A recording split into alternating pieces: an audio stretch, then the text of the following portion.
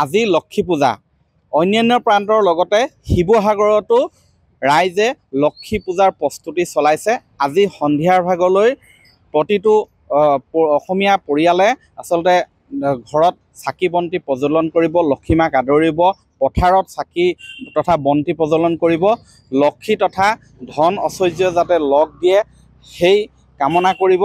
মই বৰ্তমান শিৱসাগৰৰ চহৰৰ মুক্তিনাথ চাৰিআলিত আছোঁ আৰু লক্ষী পূজাত যিহেতু চাকি বন্তি প্ৰজ্বলন কৰিব, কোনোৱে প্ৰতিমা নি পূজা কৰিব, গতিকে তাৰ বাবে মই বজাৰৰ পৰিৱেশ দেখুৱাইছোঁ। বিগত বৰ্ষসমূহৰ দৰে পিছে এইবাৰ বজাৰত লক্ষী পূজাৰ দিনা আজি বিশেষ ব্যস্ততা নাই, কিন্তু তাৰ মাজতে মই এই পৰিৱেশ দেখুৱাইছোঁ।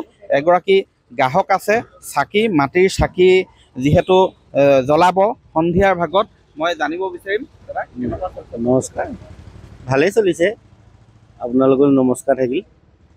আজি মানে পবিত্ৰ লক্ষী পূজা, গতিকে অসমৰ প্ৰতি ঘৰৰ মানুহক লক্ষী আৱিৰ্ভাৱ হওক, শান্তিয়ে সম্প্ৰীতিয়ে যাওক, গতিকে আমাৰো প্ৰস্তুতি ঠিক আছে। মই চাকি ল'লোঁ, দাম 10 টকা 3খন গৈছে, আৰু সৰুবোৰৰ দামো বেলেগ বেলেগ হ'ব।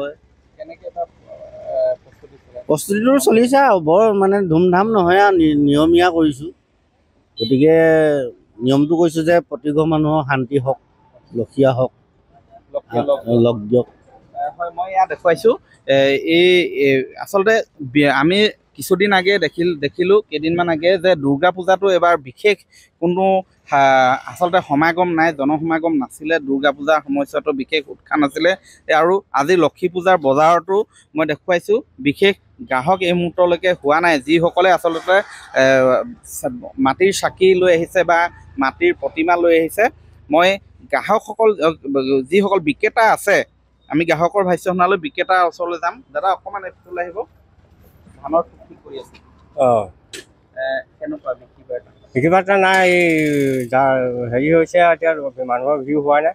কালি কেনেকুৱা? কালি বজাৰ ভাল নহয়, দেওবাৰ হ'ল যে মানুহ নাই। হ'ব গধূলি সময়লৈ।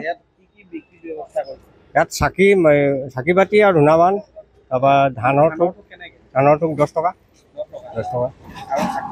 চাকি ডৰ্জন 30 টকা, ডাঙৰটো সৰুটো মিডিয়ামটো 60 টকা।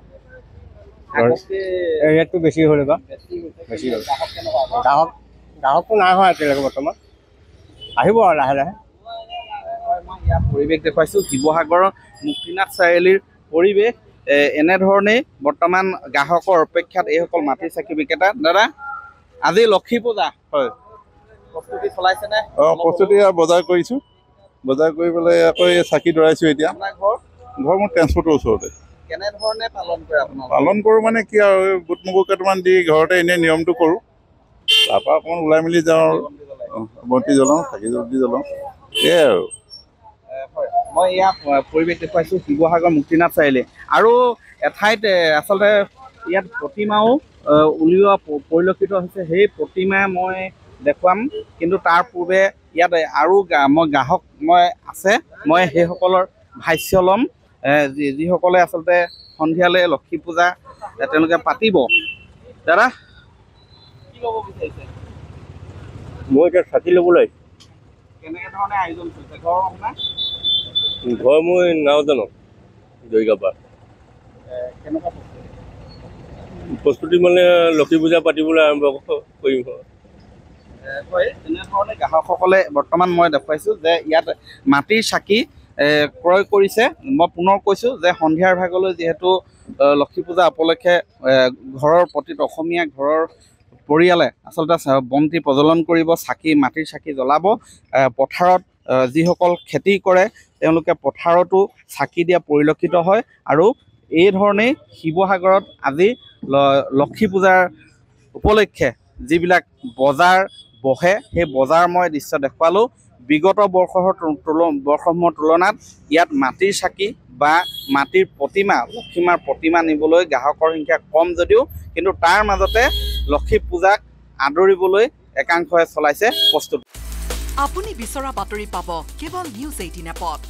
নিউজ 18 এপ ডাউনলোড কৰিবলৈ স্কেন কৰক এই QR কোড। গুগল প্লে ষ্টৰতো পাব এই নিউজ 18 এপ।